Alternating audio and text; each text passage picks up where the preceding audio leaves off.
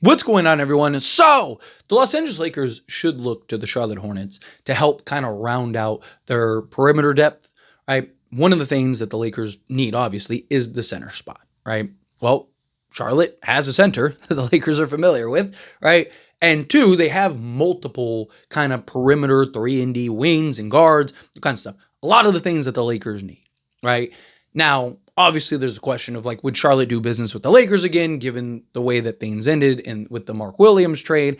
And I think so, right? Like, I don't think anyone's going to really care, right? It's the NBA, do business, right? If Hornets feel like they're getting a good deal, they're going to do a good deal, right? Like, you see stuff happen all the time in the league and they end up doing stuff. Like, people are always like, oh, this team will never do business with this team. And then they end up doing deals. Like, people said, the Brooklyn Nets will never trade Mikal Bridges to the Knicks. And now Mikal Bridges is a Knick, right? Like, teams don't care. If they feel like they're winning a trade or they're getting what they want out of the deal, teams will do it, right? It's business.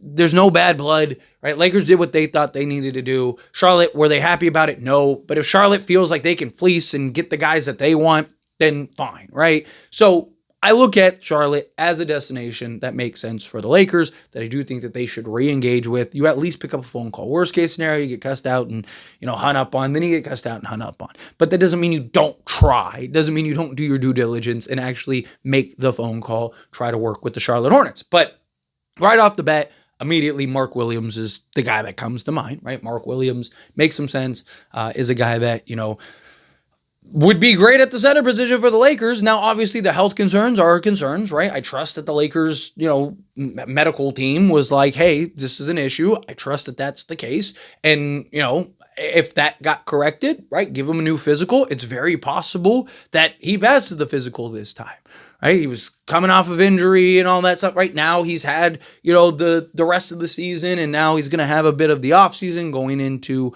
obviously the official offseason where you can sign free agents and make trades and all that stuff, right? Maybe he's healed up. Maybe he's better. Maybe those signs aren't there like they were back then, right? Give it a couple months and see where you're at. So I still don't hate the idea of going and trying to acquire a Mark Williams trade. That would be fantastic. But even if you can't get Mark Williams, right, if they're like, hey, we're not trading Mark Williams to you now, or let's say Mark Williams is like, I don't want to go to the Lakers anymore because, what they did to me type thing, then fine, right? Charlotte still has several pieces that make a ton of sense. And they got the fourth pick in the draft, and they're probably going to draft a perimeter guy again. So, again, they already have an abundance of those guys. They're going to only add more to those guys. So now, yes, maybe they draft like a center or something like that, but they got, the fourth pick in the draft? So I don't really see them. Are they really going to draft, Malik or something like that? Probably not, right? They're probably going to go and get one of these perimeter guys. Ace Bailey, I think, is projected to fall to them, right? So I can see where they get something like that, or EJ. Point is, they're probably getting another perimeter guy, right? So if you're the Lakers, it's like, hey, you're adding another perimeter guy to that mix. Let's try to work out a deal, get you some expirings, let's work something out here, right? Because Miles Bridges, I would love to have. Right? I mean, you're talking about a 6'8", sizable, versatile forward that can play the 3, play the 4, defend 1 through 5, and also knock down the 3 ball and can get you 20 a night, right? I mean, he's a guy who go get you 40 a night, right? Seen him do it. He had a stretch where he was averaging like 30 or 40, right? Like for, a couple weeks or whatever it was. I don't think it was last season. I think it was the year before. But, Miles Bridges makes a ton of sense for a Lakers team, right? Can you get multiple pieces? Can you get a Bridges and a Mark Williams, right? Now you solved your starting 3-and-D wing, and you also got your, versatile center, your kind of skilled big, right? Like that would be something great. Beyond that though, you have like Trey Mann, right? He is a ideal kind of like two-way 3-and-D style guard. He's basically what we want to Gabe Vincent to be, but with a little more size. Guy that can, handle himself a little better. Defensively is just solid. He's 6'3", 6'4". I could saw him play the point, play the 2, play off of Luka, which are the kind of guys that you need. He's still very young. He's 24, right? So he's a guy that has the youth to where you can kind of continue to develop him, continue to work with him, but he can make an immediate impact. I mean, he's a guy you could slot right next to Luka and just kind of be that point of attack. One of the things that I've talked about with the Lakers is I'd love to see them get a Jalen Suggs, or, can you go get, a Dyson Daniels or something like that? Get a guy that can slot alongside Luka and be that point of attack, 3-and-D, guard, wing, whatever. Right? Play either guard spot, defend the best point guard on the other team, defend the best guard on the other team, regardless, however it shapes up. Tre Mann is a guy that can absolutely do that for them. And then on top of that, you have, I don't think you're going to get like a Miller or anything like that, but, can you get like a Josh Okogie, right? Again, another defensive two-way guard that can defend multiple positions. Josh Green. I would love, ideally, if we could work something out to get Josh Green, Miles Bridges, and Mark Williams, you solve all of your needs. That could literally be your starting five.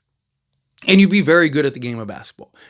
Josh Green is basically, Max Christie 2.0, but is actually better at the little, like the dirty work, right? He's better like dirty work guy, like chasing down those loose balls and, hustle. Like watching Josh Green play, you're like, man, that guy's like really good. I feel the same way about Max Christie. That's why I didn't want to trade Max Christie. I think Max Christie has better star potential, right? Like he's better like self-creating and stuff. So there's definitely things that Max Christie's better at than Josh Green. But given that you have Luka and LeBron and everything else, you just need kind of those dirty work guys. You need those guys that can, chase down loose balls, be athletic, offensive rebound, do all the dirty work, right? And I look at Josh Green as a guy that can do that. 24 years old, again, so still young.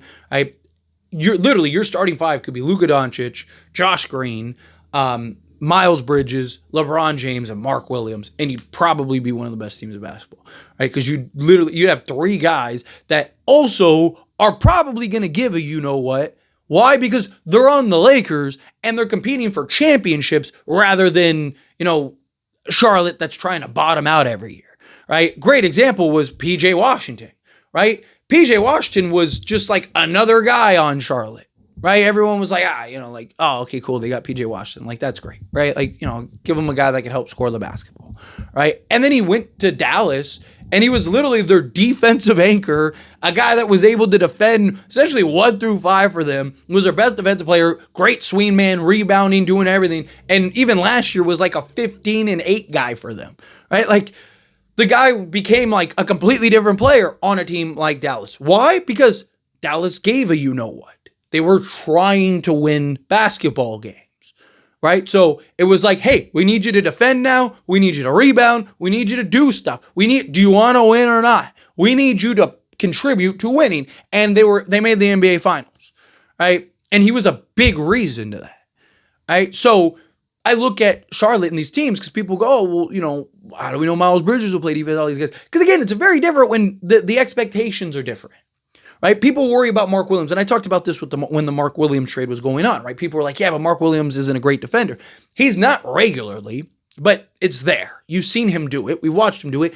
It's kind of hard to be a defensive anchor and a defensive monster possession after possession when you're down 25 every night and you're trying to tank for a number 1 draft pick, right? It's kind of hard to be like, okay, well, I'm going to overexert myself on the defensive side of things on a nightly basis. No, you're like, hey, like we're supposed to be losing anyway. So, let them score and I'll just go drop 20, right? Like I'll score so my numbers will look good and then they can score too. So their numbers look good. And it's a win-win for everybody.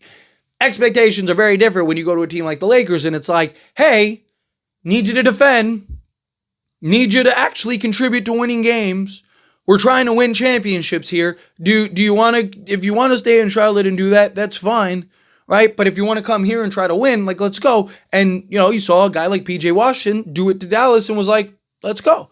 And was great. So I trust that if the Lakers can get some of those guys, that again, the mindset changes. Everything shifts.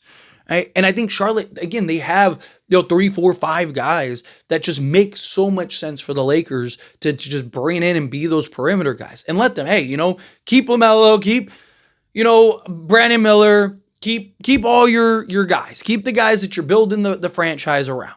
We want the other guys. we want a Miles Bridges. You're still willing to trade Mark Williams. So, looking at a Mark Williams, Josh Green, right? You're probably drafting a guy that's going to play his position, and you still have Trey Mann. Or, hey, if you want to keep Josh Green, we'll take Trey Mann. Right? At some point, you're not going to be able to play all these guys anyway, so you might as well get some stuff. Maybe you can work it out. Maybe you can work something out to where it's like, hey, we'll get you a Rui Hachimura and a Gabe Vincent for a defensive guard, and then obviously you're gonna have to give up picks and all that stuff, right? And maybe here's Dalton Connect because you want Dalton Connect. If you told me Lakers gave up a first, Dalton Connect, and like 3 pick swaps, right, for Mark Williams, Miles Bridges, and a Josh Green, I would be stoked, like genuinely, right? Obviously salary fill or whatever, so Rui Hachimura and all that stuff, but like just like the quality, like the assets that the Lakers have, right? Say, Dalton Connect, who they really want Dalton Connect,